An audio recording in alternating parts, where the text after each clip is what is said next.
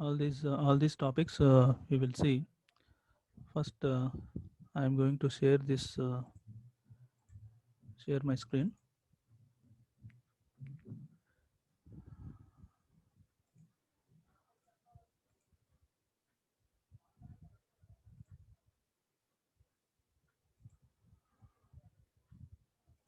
In this first one is this is the energy bands in solids. There are number of energy bands in solids. The following are of particular importance. First one is valence band. The range of energies possessed by the valence electrons is known as valence band. The electrons in the outermost orbit of an atom are known as valence electrons. Valence band has the electrons of Valence band has the electrons of highest energy. This band may be a completely or partially filled. Let us assume that it has the electrons which are present in valence band are valence electrons. If those maximum capacity is 8 electrons, if it is completely filled with 8 electrons, we can call that it as completely filled. If it is filled with only 4 electrons, we can call that it as partially filled. Example for that one is inert gases. Inert gases has outermost electrons are 8 electrons. It is completely filled. Other materials are partially filled. Let it be that is 4 electrons like that. This is about the main point for this valence band is the range of energies possessed by the valence electrons. These electrons are in the outermost orbit of an atom. These the electrons in the outermost orbit of an atom are known as valence electrons. It possesses the highest amount of energy. These are the key points in valence band. Next one, conduction band. In certain materials like metals, the valence electrons are loosely attached to the nucleus. Even at ordinary temperature, some valence electrons may get detached to become free electrons. In fact, these free electrons which are responsible for conduction of current in a conductor, and it is called as conduction band. It is mainly deal with free electrons. Free electrons or conduction electrons. The range of energies possessed by these free electrons or conduction electrons in the are known as conduction band. It is a substance. If a substance has empty conduction band, it means current conduction is not possible in that substance. Example for that one is insulators have empty conduction band. Next one, this conduction band. In this conduction band, if in this conduction band more number of electrons are present in conduction band, then we can call that it as conductor. If very few or less number of electrons are present in conduction band, I can call that material as insulator. This just memorize those two terms. More number of electrons means conductor. Less number of electrons means insulator. These are the different energy bands present in energy bands, that is valence band, conduction band. These are the inner bands here. That is, let it be, this is for first orbit, second orbit, and this is the edge of the nucleus like that. And example for that one is example for conduction band, both for if more number of electrons means conductor, less number of electrons means insulator. And the gap between the conduction band and valence band is known as forbidden energy gap. I am representing that gap as Eg here, energy gap Eg. And for our convenience, I am notating this as FEG. The separation between conduction band and valence band on the energy level diagram is known as forbidden energy gap. The separation between conduction band and valence band on the energy level diagram is known as forbidden energy gap. And the width of the forbidden energy gap is a measure of the bondage of valence electrons in atom. It is a measure of the bondage of valence electrons in an atom. The greater the energy gap, more tightly valence electrons are bound to the nucleus. If this energy gap is more, then the electrons which are present in valence band are tightly bound to the nucleus. If the forbidden energy gap is low, then the electrons are loosely bound to the nucleus. That is the meaning of that particular point. The greater the energy gap, more tightly valence electrons are bound to the nucleus. And in order to push an electron from valence band to conduction band, that is to make valence electrons free, external energy equal to the forbidden energy gap must be supplied. We need to give that much amount of energy in order to move an electron from valence band to the conduction band. This forbidden energy gap, that separation is measured in terms of electron volt here. Let us assume that it has, this is 1 electron volt. Electron volt is defined as the amount of energy gained or lost when an electron falls through and moves against potential difference of 1 volt. 1 volt. If I am providing that 1 volt energy, 1 electron volt energy to that electron, then it will jumps to the higher energy level. That means that electron defined as the amount of energy gained or lost when an electron falls through and moves against the potential difference of 1 volt. That electron volt is given by 1.6 into 10 power minus 19 joules. And these are the bands. First band is valence band, second band is conduction band, and third one is forbidden energy gap, that is the separation between valence band and conduction band.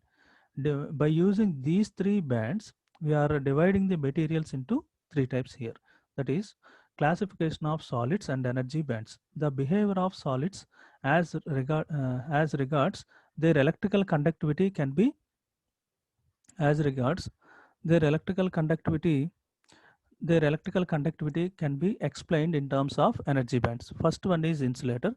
Example: paper, mica, rubber, wood, etc. These substances which do not allow the passage of electric current through them. These insulators do not allow the passage of electric current through them. In terms of energy band, the valence band is full while conduction band is empty. This valence band is full and conduction band is empty. Empty. The energy gap range is approximately equal to 5 electron volt to 15 electron volt. A very high electric field is required to push the valence electrons to the conduction band. This much amount of energy we need to give, then only some small amount of electrons will move from the valence band to the conduction band. Here there is no conduction electrons in conduction band, means it therefore conductivity is also very low in insulators here. That is the meaning. Next, at room temperature, valence electrons of insulators do not have enough energy to cross over to the conduction band. When the cross out at room temperature, only very small amount of electrons will pass to the higher energy level. There is a possibility of passing of the electrons from valence band to the conduction band is very less. When room temperature is raised, some of the valence electrons may acquire enough energy to cross over to the conduction band. Hence, the resistance of insulators is normally high. Therefore, the conduction of current is very low. Therefore, we can conclude that in insulators the conductivity of the conduction of electrons is low. Therefore, conduction of electrons is low, flow of current is low, and finally conductivity is also very low. By increasing temperature, resistance get decreases and vice versa. That is known as negative temperature coefficient. About this negative temperature coefficient, we will see later on in semiconductors in detail. This is about insulator. Example: paper, mica, rubber, etc. What is the energy gap? Initial energy gap between this valence band and conduction band is 5 electron volt to 15 electron volt. Initially, valence band is full, conduction band is empty, and therefore no conduction electrons are present in insulators. Conductivity is poor in insulators. These are the points regarding insulators. Next one is conductors. Example for these conductors is copper, aluminum, silver, gold, etc. These substances which allow the passage of electric current through them. There are large number of free electrons available in conductors. Here, large number of free electrons are available in conductors. In terms of energy bands, the valence and conduction bands overlap each other. These two bands are overlap each other. Due to this overlapping, a slight potential difference across conductor causes free electrons to constitute electric current here. Due to this overlapping, slight potential difference will causes here and makes that potential difference, flow of current will takes place here. there is no forbidden energy gap in conductors, and there is no possibility of formation of holes. What is this hole? We will see. Next, this is a conductor. Example for conductors. Passage of electric current is very high in conductors. Large number of free electrons are available. Energy gap between this valence band and conduction band is overlapping in nature. Due to this overlapping, the flow of current is also very high. If there is no forbidden energy gap, therefore there is no formation of holes in conductors. Next topic is semiconductors. Example for these semiconductors is silicon, germanium, carbon, etc. These substances whose electrical conductivity lies in between conductor and insulator. Initially, this semiconductor, if I am not providing any sort of some thermal energy to this to this semiconductor material, it acts as insulator. By providing some sort of thermal energy for this semiconductor material, it acts as conductor. It possesses both the features of conductor as well as insulator. In terms of energy band, the valence band is almost full here, and conduction band is almost empty. This is the initial stage, initial condition of semiconductor material. The energy gap between valence band and conduction band is very small, that is 1 electron volt. It is very small amount of energy is required to push the electrons from valence band to the conduction band. Small electric field is required to push the electrons from valence band to conduction band. At low temperature, the valence band is completely filled. At low temperatures, valence band is completely filled or full, and conduction band is almost empty here. Therefore, it acts as insulator. Even at room temperature, small electrons cross over to the conduction band. At room temperature, small electrons will cross over to the conduction band, and small conductivity will takes place. And as temperature increases further, more temperature is increased, then valence electrons cross over to the conduction band and imparting little conductivity to semiconductor. That means we are considering three cases here. Initially, no rise in temperature. Next one is room temperature, and next one is full rise in temperature. By keeping on increasing, in the first case, no rise in temperature, it acts as insulator. At room temperature, small conductivity will takes place. At rise in temperature, this semiconductor acts as a conductor here. Conductivity keeps on increases. As temperature increases, more valence electrons cross over to the conduction band, and the conductivity increases. Electrical conductivity increases by increasing the temperature. This property is known as negative temperature coefficient of resistance. NTC means by increasing temperature, resistance decreases. If resistance decreases means therefore current increases here, and conductivity also increases. This is the basic property obeyed in semiconductor material. Therefore, we can conclude that semiconductor possesses the negative temperature coefficient of resistance. This is the basic property. We will see about this negative temperature coefficient more elaborately in the upcoming classes. Next one, why silicon is most widely used than germanium? This is the silicon atom. I am considering silicon atomic number as 14. 14. First shell is K, second one L, third one M, fourth one is N. First shell 2, 8, 4. Outermost electrons are 4 here. For germanium, it is 2, 8, 18, 4. Outermost electrons are 4. Valence shell of silicon is third shell, and for germanium is fourth shell. Valence shell of silicon is third shell, and for germanium is fourth shell. Valence electrons are at large distance from nucleus, loosely bound to the these electrons in silicon, the electrons in germanium are loosely bound to the nucleus, and whereas the electrons which are present in the third shell, these electrons are tightly bound to the nucleus. In silicon, these electrons are tightly bound to the nucleus, whereas in germanium, these electrons are loosely bound to the nucleus. The forbidden energy gap for germanium is 0.72 electron volt, and for silicon it is 1.12 electron volt. It is given by germanium is 0.72 electron volt, and for silicon is 1.12 electron volt. At room temperature, more of the electrons may jumps to the higher energy level in germanium, whereas by providing this much amount of energy, then only the electrons will jumps to the higher energy level will takes place. The valence electrons easily escape from atom for germanium. These electrons, valence electrons, easily escape from atom will takes place. At high temperature, germanium becomes unstable than compared to silicon. That means here first point with respect to shells, and with respect to shell, that is silicon, third shell germanium, fourth shell, and tightly bound to the nucleus and loosely bound to the nucleus. Forbidden energy gap of silicon is 1.12 electron volt, and for germanium is 0.72 electron volt. Valence electrons easily escape from the nucleus in germanium.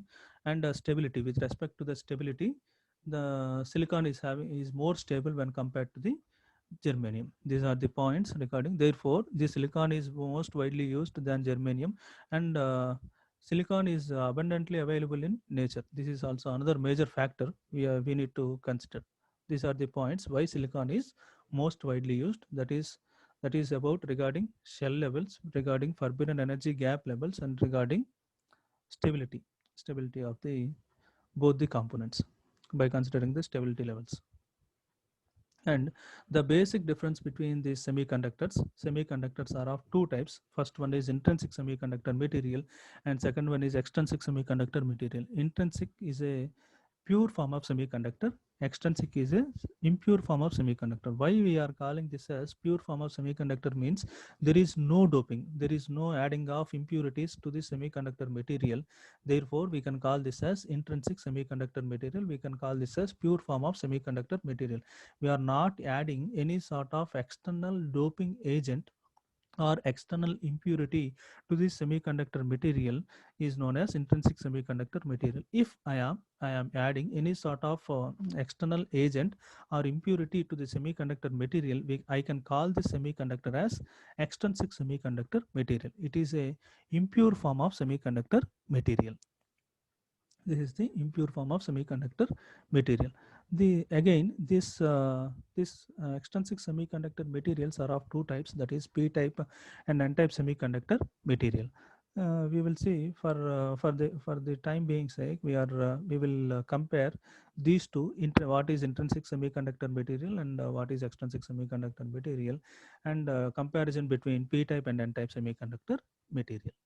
First one, the intrinsic semiconductor material and extrinsic semiconductor material. First one, it is a pure form of semiconductor, and next one is it is a impure form of semiconductor. It is a pure form of semiconductor. It is a impure form of semiconductor. Pure means no doping agent. No doping agent is added for this semiconductor. Here, impure means doping agents are added for this semiconductor here. Number of electrons and holes are equal in number. In intrinsic semiconductor material, number of electrons and holes are unequal because of doping. In order to increase the conductivity, we are going for this doping here. That is the meaning. That is the main meaning why we are going for this doping. Means in order to increase this conductivity, we are going for the doping. Then this become impure form of semiconductor. Conductivity is poor in intrinsic semiconductor material, whereas conductivity is improved in extrinsic semiconductor material. Basic difference is pure. Intrinsic means pure, extrinsic is impure. Number of electrons and holes are equal. Number of electrons and holes are unequal because of doping. Conductivity is poor, conductivity is improved. These are the points in intrinsic and extrinsic semiconductor material. And next difference is extrinsic semiconductor materials are again divided into two types, and those are p-type semiconductor material and n-type semiconductor material. P-type semiconductor material. Under p-type semiconductor material, we are adding trivalent impurity is added to the pure silicon or germanium atom to form p-type. Trivalent, that means the outermost electrons are 3 here. Trivalent impurities, the outermost electron for this impurity atom is 3. Those are added to the germanium or silicon. And in n-type semiconductor material, pentavalent outermost electrons are 5. For this pentavalent impurity is added to the pure silicon or germanium atom to form n-type. Trivalent is for p-type. pentavalent. N means pentavalent. N type means pentavalent impurities are added to N type. This is the trivalent and pentavalent impurities are added to the P type and N type. Doping agents are gallium, indium, boron. For our convenience, for memorizing sake, I am giving out this short form GIB. Doping agents are gallium, indium, boron, etc. Here, doping agents are arsenic, antimony, bismuth, and phosphorus. AA, AA, BP. Arsenic, antimony, bismuth, phosphorus are the doping agents here. The holes are in the p-type semiconductor material. Holes are majority carriers and electrons are minority carriers. Here in n-type semiconductor material, electrons are majority carriers while holes are minority carriers. And in p-type semiconductor material, conductivity is poor, whereas in n-type semiconductor material, conductivity is improved. The conductivity in p-type semiconductor material is poor means it is mainly because of holes, whereas in conductivity in n-type semiconductor material is improved means it is mainly because of electrons. Here majority carriers is holes, here majority carriers is electrons. The basic difference mainly dealt with trivalent, pentavalent, doping agent, gallium, indium, gallium, indium, boron. Here doping agent is arsenic, antimony, bismuth, phosphorus. Whereas here majority carriers are holes, here majority carriers are electrons. Conductivity is poor, conductivity is improved here because of electrons. This is the basic difference between p-type and n-type semiconductor material. Here in the next class, we will see the p-type semiconductor material crystal structure. In that, what is electron and what is the doping agent we are going to add it for that electron. For that electron, like that, we will see what is we will see the p-type and n-type semiconductor. First we will see the intrinsic semiconductor material. Later on we will go to the extrinsic semiconductor material. In that extrinsic semiconductor material, p-type semiconductor, what is the crystal structure, what is the conduction part, what is the drift current part, what is the conductivity part, we will see in the upcoming classes here. Okay.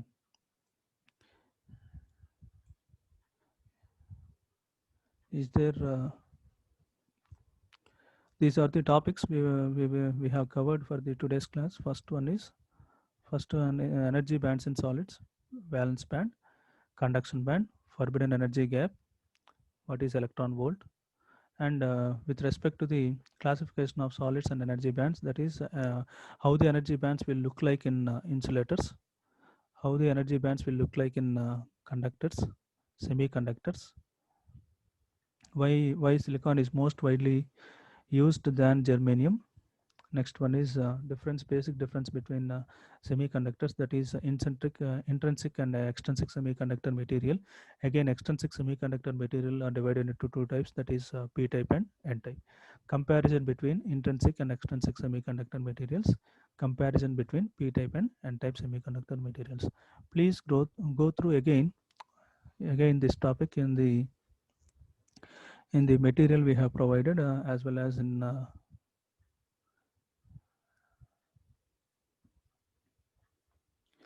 material we have provided. Please go through once again. Thank you one and all. Thank you. Be safe. Get ready for next class. Thank you.